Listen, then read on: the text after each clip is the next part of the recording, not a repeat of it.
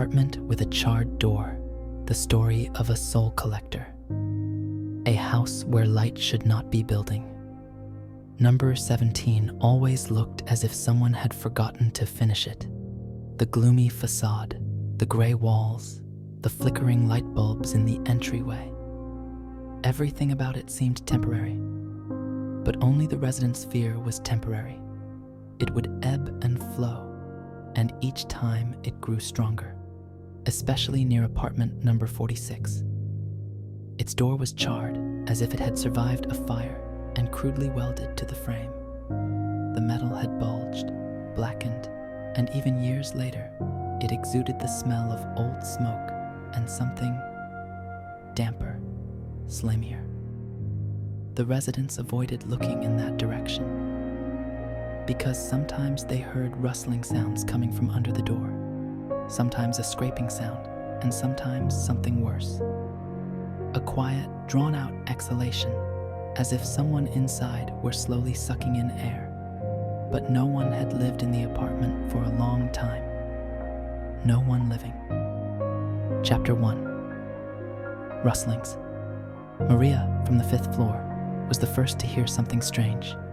She was walking down the stairs and heard, "Shh." The metal was vibrating. The door seemed to be breathing. The next day, a boy from the 4th floor mentioned it. He heard a crying. Old lady Galina Petrovna, as if someone was scratching metal with a fingernail. PhD candidate Semenov, elementary acoustic anomalies. But everyone equally quickened their pace as they passed, especially in the evenings, especially when the light above the door began to flicker, as if something was moving underneath.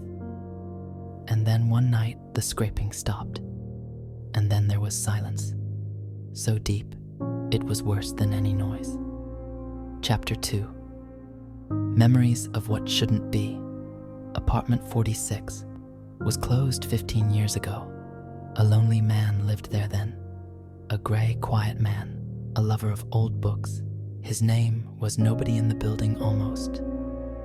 Remembered, he walked like a shadow and his eyes shone dully, like wet stone. They said he was always writing something down, that at night they heard strange footsteps. Not single ones, but as if several people were walking at once.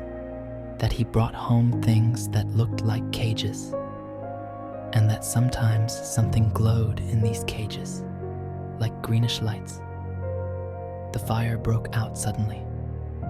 The residents heard a roar and crackling, but when they broke into the apartment, almost nothing was burning inside.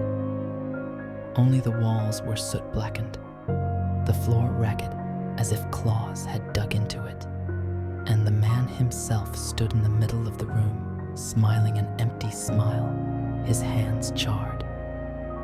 Alive, but completely different. The technician ordered the door welded shut, taking the key. The neighbors breathed a sigh of relief, but you can't weld a door shut for something that doesn't need doors. Chapter 3. The night of the breakthrough. It happened at 2:47 a.m.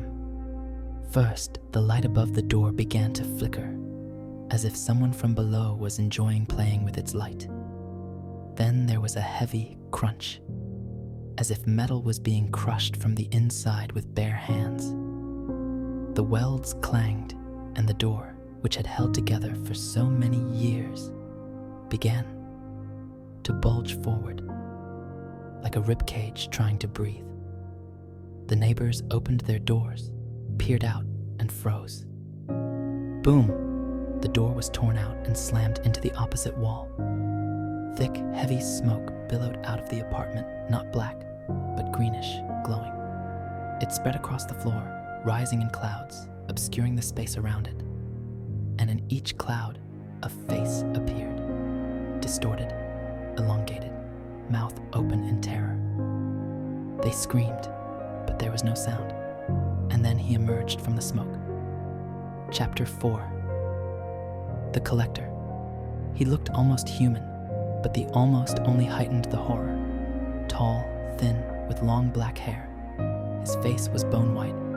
His lips were thin, barely noticeable. And his eyes glowed yellow, as if soul candles burned within them. On his back hung a huge backpack, more like a warehouse of alien lives than luggage.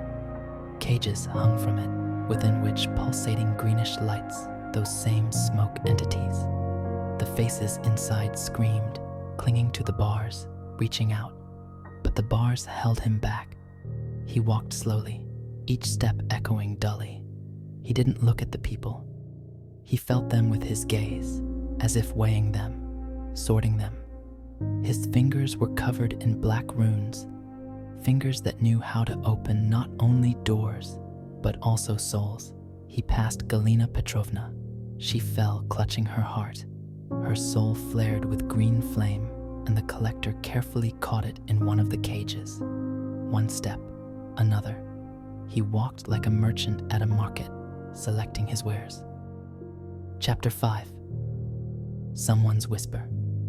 "He's back," whispered the boy from the fourth, clinging to his mother. "It's that man. I saw him in my dream." The collector stopped. He turned his head slowly, too slowly, as if his neck weren't made of bones. He looked at the boy and smiled. Chapter 6. Why he returns. The collector is not a man. He is a place where souls are kept. Creatures like him don't live. They exist, finding vessels through which to navigate our world. The man who lived in the apartment was only a shell. He discovered something he shouldn't have. He ceased to be himself. Every time a soul collects, the essence grows stronger. Every time it chooses someone, it seeks something special. Not random, not weak. It seeks the touched by the shadow. Chapter 7. What happened next?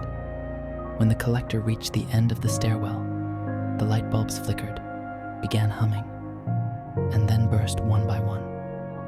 The building shook, as if the walls were roaring in pain. He stepped outside, and smoke flowed behind him through the entrance, like a river from oblivion. The residents who could, fled. Those who couldn't became part of his collection. He walked along the road, and the lamps in the streetlights went out one by one. Reflections of faces appeared in the old windows, the very ones he carried in the cages. And somewhere far away in the forest, new cages, new rituals, a new altar awaited. Because a collector doesn't come just once. He comes to collect what was once his. Epilogue. Apartment 46. Closed again. They installed a new door. They welded it shut again. But the residents won't go to it. Because a young man from the third floor swears he heard a soft sound behind it last night. Not a scraping sound, not breathing. Knocking. Slow. Patient. Knock. Knock, knock, knock. As if someone inside is trying to remember the rhythm of their own heart.